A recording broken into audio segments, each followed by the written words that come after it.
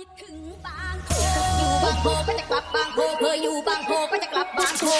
บินโอนหน่อยบองโกยก้นมาสนนเช็ดต้นมังสมัยรู้สมอยู่บางโพคิดถึงบางโพเคยอยู่บางโพคิดถึงบางโพซ้ำลอยตั้งปีชนะมนวัยรุ่นยี่คนมาหายคนหาสังเวียรอยจำจะเสียจะมวยเมฆเมเฮยแต่มันชอยมีโอนบ้านกีเพื่อตะเปลนี่ต้อ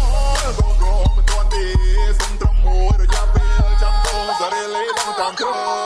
อยู่บางพอแล้วก็นอนไม่ได้อยู่บางไซแล้วก็ไม่มีสุขอยู่บางพัดพาสะดุดแล้วมันดิดมันหมุดแล้วไม่เหมือนบางโพอยู่บางซื่อแล้วก็มือไม้อ่อนอยู่บางซ่อนหักคอนไม่โกอยู่บางใหญ่แล้วไปบางโพไม่เหมือนบางโพในไม่รู้เป็นไงคนแม่นอนดำเลยก็มีนักเสกก็มียันบอกสมองกำลังของผมมันจิตเฮียนต้องมาแต่เลยต้องมาปองนี่มันเมียนกันแต่ช่างมองรู้ว่าได้จิตมีมันเฮียนมันเป็นตัวเสียตรงปวดหัวจิตตัวแต่ก็มันได้หรือก็รับไปเพียไปต้องกันแต่ช่างมารู้ว่าแต่ก็รู้เพียงก็ช่างมาเอาหัวไม่ต้องกลัวยง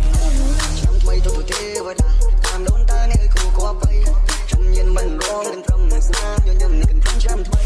กันส่งจะพาทุบใหญ่มาหอบบิ่งต้องก็กาโกลาก็ถอยสิ่งการเรียนใจเสียได้โบโบแต่สิ่งการช้ำถอยเทวดาเอา